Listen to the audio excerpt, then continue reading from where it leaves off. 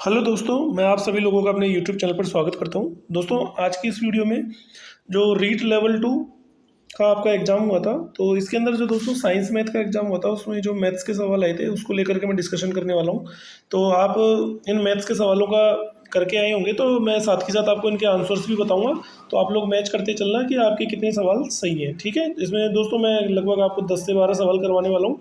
और क्योंकि आप भी जानते हैं कि इतने सवाल आपको डेटा वाइज याद नहीं रहते हैं, लेकिन फिर भी जो सवाल मैंने याद मतलब जो लोगों से पूछे और जो मुझे याद थे वो मैं आपको बता रहा हूँ, ठीक है।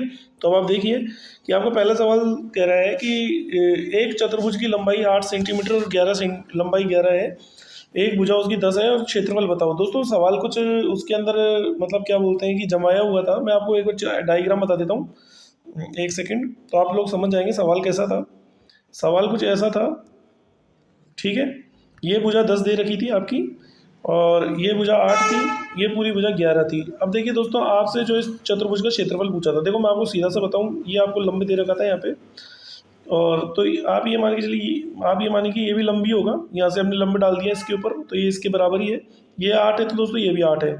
चूँकि आप जानते हैं कि ये भुजा 10 दे रखी थी आपको, तो ये ट्रिपलेट यदि आप लगाते हैं समकोण त्रिभुज का, तो ये 10 8, तो ये आपकी 6 आ जाएगी। ये पूरी भुजा आपको 11 दे रखी थी, ये भुजा आपकी 5 आ जाएगी, ठीक है दोस्तों। अब आप देखिए आपका क्षेत्रफल आसान हो गया। ये तो हो गया आपका एक तरीके से आयत, या फिर आप इसको कैसे समांतर चतुर्भुज कुछ भी मान लीजिए। तो इसका तो हो जाएगा 8 पंजे 40, और ये हो जाएगा आपका 1/2, आधार हो गया 6 गुना ऊंचाई 8। तो अगर आप इसको काटेंगे तो ये आ जाएगा 24। तो अगर आप इनको जोड़ेंगे तो 40 और 64 आपका, 40 और 24 64 सेंटीमीटर स्क्वायर आपका आंसर आ जाएगा, ठीक है इस प्रश्न का। इसके बाद देखिए दोस्तों, आपका अगला सवाल तो बिल्कुल आसान है। X cube plus y cube का आपसे इसको आपको वो करवाया था कि इसका वो बड़ा रूप, इसको गुणनखंड क्या होंगे। तो इसका देखिए दोस्तों, आप जो भी जानते हैं x cube plus y cube में इसका गुणनखंड होगा x cube plus y cube का x plus y, x square minus x y plus y square. तो ये आप सभी करके आए होंगे, आसान सा सवाल है। इसके बाद दोस्तों ये एक अच्छा सवाल था, अंडर रूट 64 की घात 2/3 प्लस अंडर रूट 64 की घात 3/2 प्लस 32 की पावर 0 का मान क्या था। देखिए दोस्तों मैं आपको बताऊं, तो ये जो अंडर रूट 64 है, तो यहाँ पे घात 2 लगी, 1/2 है, और इसकी पावर 2/3 है। तो देखिए दोस्तों, इसको मैं बताऊँ तो ये घात, आप इसकी जो 1/2 है इसको ऊपर लेकर के जाएंगे, गुणा हो जाएगा, तो ये आपका सीधा 2/6 हो जाएगा। अब दोस्तों आप जानते हैं कि 64 की घात जो 1/6 होती है उसका मान 2 होता है, और 2 की पावर 2 हो जाएगा आपका 4, ठीक है। इसी प्रकार आप जब अगले को करेंगे तो ये 64 जो है इसकी घात 3/2 है, तो 64 की घात अगर आप इसको वही करेंगे कि 64 की घात 1/3 करके और 3/2 करते हैं ऊपर, तो ये भी आपका 64 की घात 3/6 हो जाएगा, और ये वापस आपका 2 आ जाएगा। 2 की पावर 3 करेंगे तो आपका 8 आ जाएगा, ठीक है। तो 4 + 8, और किसी की भी पावर यदि दोस्तों 0 होती है तो उसका मान 1 होता है। तो 8 4 12 और 1 13। तो दोस्तों इस प्रश्न का जो उत्तर आएगा आपका 13 आ जाएगा। ये बात आप ढंग से देख लीजिए, ठीक है। इसके बाद देखिए दोस्तों, निश्चित संख्या की प्रोबेबिलिटी या प्रायिकता जो होती है वो 1 होती है, ये बात आपको पता है सबको। इसके बाद देखिए, एक पासे को उछालने पर अभाज्य संख्या आने की प्रायिकता। तो दोस्तों एक पासे को यदि आप उछालते हो तो अभाज्य संख्या आप भी जानते हैं, आपकी 2 एक अभाज्य संख्या है, 3 एक अभाज्य संख्या है और 5 एक अभाज्य संख्या है। और प्रायिकता हो जाएगी आपकी कि कुल आउटकम्स जो है वो बटे में आ जाते हैं। ऊपर आता है आपको कि फेवरेबल आउटकम्स, तो 3/6 यदि आप करते हैं तो आपकी 1/2 इसकी प्रायिकता आ जाएगी, ठीक है। इसके बाद दोस्तों आप बात करें, अगला सवाल देखिए, ये 2 गुणा 8 के ऊपर बार लगा हुआ था, ज़्यादा कोई को ध्यान है। तो ये सवाल ये था आपका, तो शायद इसका मान पूछा था। तो इसको देखिए दोस्तों, अगर आप सॉल्व करें तो 2 गुणा, और ये 8 के ऊपर बार है तो इसको 8/9 आप लिख सकते हैं। और यदि आप इसको सॉल्व करो तो ये 16/9 कुछ ऐसा आता है। और जहाँ तक ये सवाल यही था, और आप देख लेना इसको, ठीक है दोस्तों। एक आया था 4 भिन्नों का अवरोही क्रम, देखो मतलब इसमें कुछ 3/7 9 4/11 कुछ ऐसा था, और आपको एक अवरोही क्रम बताना था। तो मतलब घटता हुआ क्रम, मतलब सबसे पहले सबसे बड़ी भिन्न, उसके बाद सबसे छोटी, उसके बाद छोटी छोटी, इस तरह का आपका सवाल था।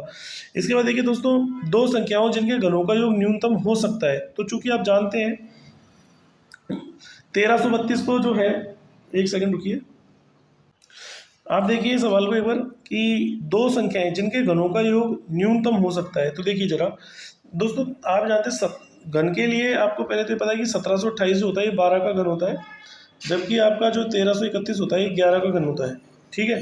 तो अब आप इसमें से देखिए कि ऐसी संख्याएं जिनके घनों का योग न्यूनतम के हिसाब से ये बने।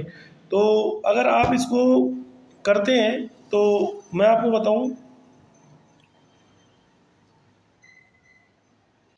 देखिए दोस्तों, ये सवाल जो था, ये सवाल एक्चुअली में क्या एग्जैक्ट आया नहीं है, लेकिन मैं आपको इतना बता दे सकता हूँ इसमें कि घनों का न्यूनतम योग पूछा था कि दो ऐसी संख्या जिनके घनों का योग, ऑब्वियस सी बात है कि ये भी एक घन ही है। देखो कैसे कि ये 1728 है और ये आपका 1331 है, तो ये 12 का क्यूब होता है, ये 11 का क्यूब होता है। अब इसमें दोस्तों दो संख्याएं ऐसी जो खुद घन, उनके घनों का योग इनका योग बन रहा है। तो अब आप जैसे देखिए 10 का घन जो होता है दोस्तों 1000 होता है, और क्या कहते हैं, तो इनमें आपको ये बताना कि न्यूनतम कौन सा हो सकता है, 1331 हो सकता है, 1728 हो सकता है। तो दोस्तों इसको थोड़ा सवाल को जब आएगा बोर्ड का पेपर, तब मैं आपको इसको अच्छे से बता पाऊंगा कि एग्जैक्ट सवाल क्या था। कुछ ऐसा ही सवाल था, ठीक है।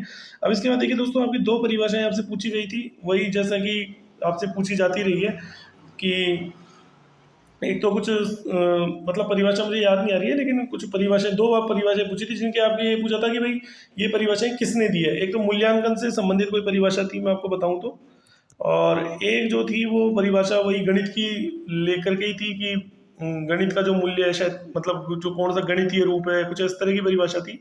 तो ऐसे दो परिभाषाएं आपकी आई थी। और इसके अलावा दोस्तों मैं आपको बताऊं तो साइंस में आपका एक सवाल और आया था, मैं आपको बताऊं तो, कि जैसे एक मिरर दे रखा था आपका, और यहाँ पे एक आपतित किरण थी जो कि 30 डिग्री के कोण पर आ रही थी, और आपसे पूछा जाता है कि ये जो परावर्तित किरण है, ये इसका और इसका कोण बीच का टोटल कितना होगा, ठीक है।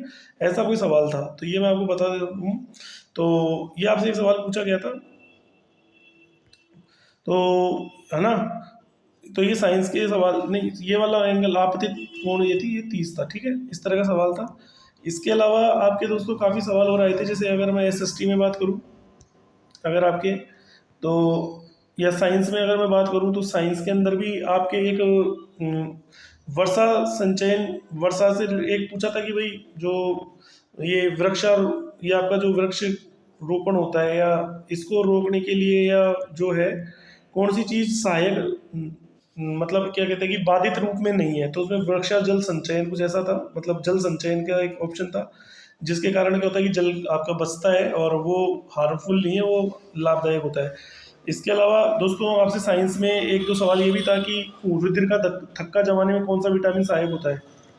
तो रुधिर का थक्का जमाने में कौन सा विटामिन सहायक होता है, आप जानते हैं विटामिन के रुधिर के थक्के को जमाने में सहायक होता है। तो इस तरह दोस्तों मैंने आपको मेमोरी बेस काफ़ी सवाल करवाए हैं, 10-12 जो भी हैं। तो फिलहाल इस वीडियो में इतना ही, और कोई सवाल होंगे तो मैं आपको जरूर बताऊंगा। फिलहाल जय हिंद, जय भारत।